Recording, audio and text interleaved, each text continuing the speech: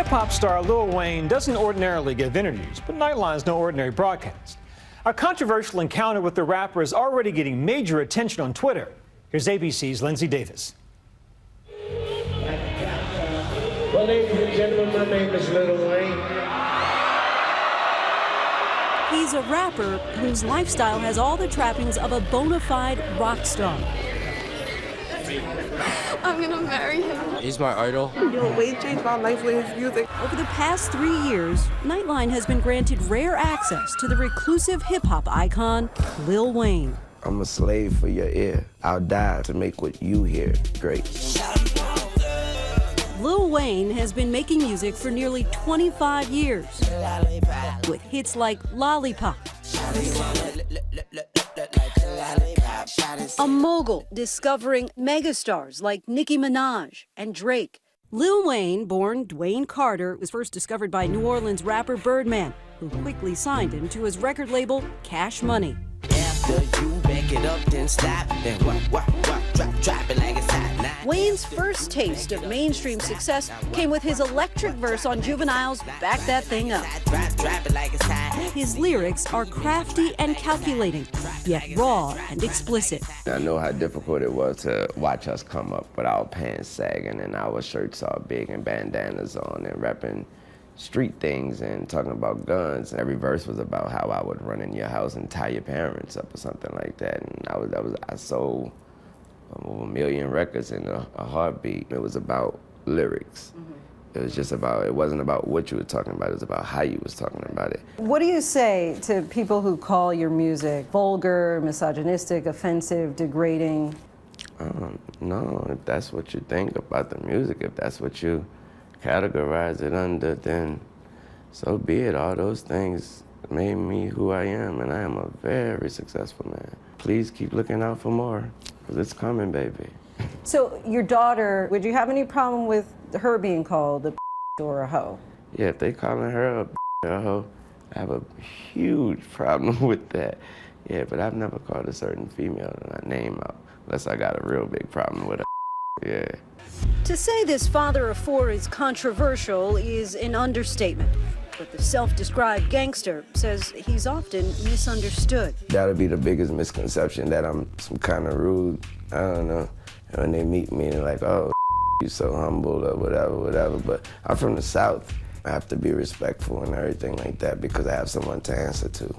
And that's my mom. But Wayne doesn't really care what we think about him. He's unapologetic in just about every aspect of his life. What's your relationship with weed? Every day? There's God, there's my family, there's my kids, there's music and weed. In that order? Yeah. Our journey with Wheezy started back in 2013 at his own private skate park he constructed in Miami. How do you, a self-described gangster, end up being such a prolific skateboarder? I just fell in love with skating, plain and simple. The thing you love most about it is landing the tricks, landing them and landing them well, and being able to say you did that. A few months later, he invited us to Amsterdam, backstage at a sold-out performance. What are you thinking about when you're walking on stage? Usually what's on my mind is just impressing the people, and I'm usually trying to fill the crowd out first. Let's go! Let's go! Being on stage for me is everything I ever dreamed of. I'm always at home on stage. Nowadays, Wayne has been making more headlines than music. Due to an ongoing legal battle, his completed Carter 5 album remains on the shelf, which is why he says he chose now to release a memoir. Gone Till November is a diary that chronicles the 8 months he spent at Rikers Island for an illegal weapon possession. When you look back at prison, has it been life-changing? I learned a lot about people. You're all on the same level. You're all going through the same thing. Everybody wants to go home. But outside of a jail cell, his celebrity status has clearly shaped his perspective, recently stirring controversy on Fox Sports when he said he personally doesn't see racism because so many of his fans are white.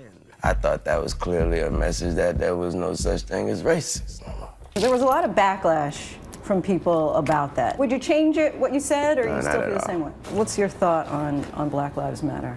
What is it? What do you mean? The idea is that there's this movement called Black Lives Matter, thinking that the rest of America didn't seem to understand that Black Lives Matter. It just sounds weird. I didn't know that you put a name on it. It's not a name, it's not whatever. It's somebody got shot by police and for a reason. I am a young, black, rich. If that don't let you know that America understands Black matter these days, I don't know what it is. Don't come at me with that dumb man. My life matter, especially to my. Do you separate yourself from it? I don't feel connected to a damn thing that ain't got nothing to do with me. If you do, you crazy as you. Connected to this flag right. As I'm connected, I'm a gangbanger, man. I'm connected. He ended our interview angrily.